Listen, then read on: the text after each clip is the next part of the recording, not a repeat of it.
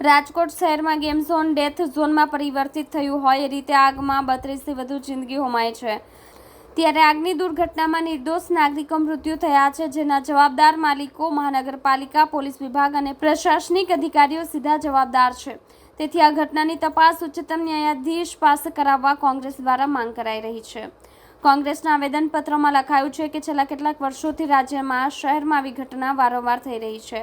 મોટા પ્રમાણમાં જાનહાનિ થઈ રહી છે। સરકાર કેટલી કમિટી બનાવી પણ આજ દિન સુધી ન્યાય મળ્યો નથી।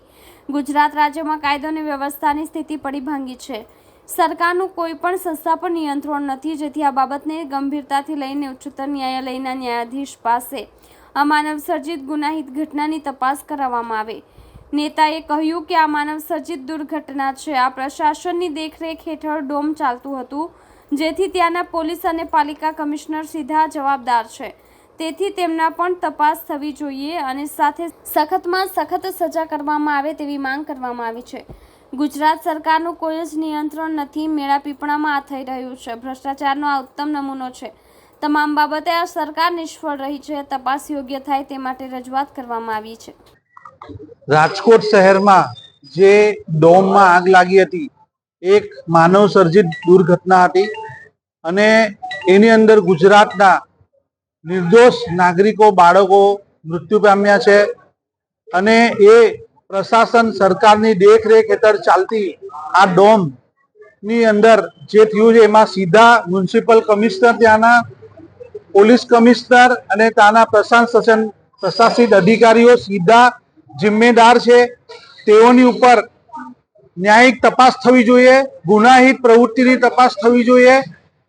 અમે રાજ્યપાલ શ્રી પાસે એવી માંગણી કરી છે કે ગુજરાતના ઉચ્ચતમ ન્યાયાલય એટલે હાઈકોર્ટના જજ પાસે આ ઘટનાની તપાસ થાય અને એની સખતમાં સખત સજા થાય એવી માંગણી લઈને અમે એક રાજકીય પક્ષ અને ગુજરાતના નાગરિકો વતી માંગણી કરવા આવ્યા હતા। આવી અનેક ઘટનાઓ ગુજરાતમાં બની રહી છે, પરંતુ આ અટકવાની નામ નથી લાગતું। ગુજરાત રાજ્યની અંદર જે સરકાર ચાલી રહી છે એ સરકારનું કોઈ પણ સંસ્થા ઉપર નિયંત્રણ નથી। અહીં જંગલ રાજ જેવું ચાલે છે। પૈસા ઉઘરાણી, શાસક પક્ષના નેતાઓના મેળાપીપળા અને ભ્રષ્ટાચારથી ડૂબેલી આ તંત્ર ખૂબ જ લોકોના માટે જીવ જોખમવાર છે।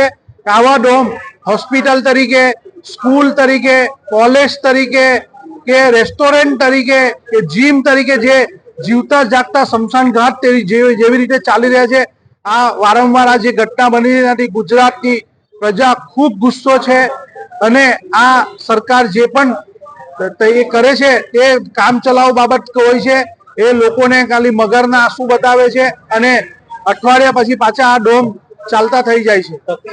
5 વર્ષ વીતી ગયા, હજુ ન્યાય નથી મળ્યો, તો શું આ લોકો ન્યાય મળશે? અમે એ જ માંગણી કરવા એવા છે કે સરકાર વારંવાર તપાસ કમિટીઓ બનાવે છે, એનું પોટલું બનાવે છે અને અભરાઈએ ચડાવી દે છે।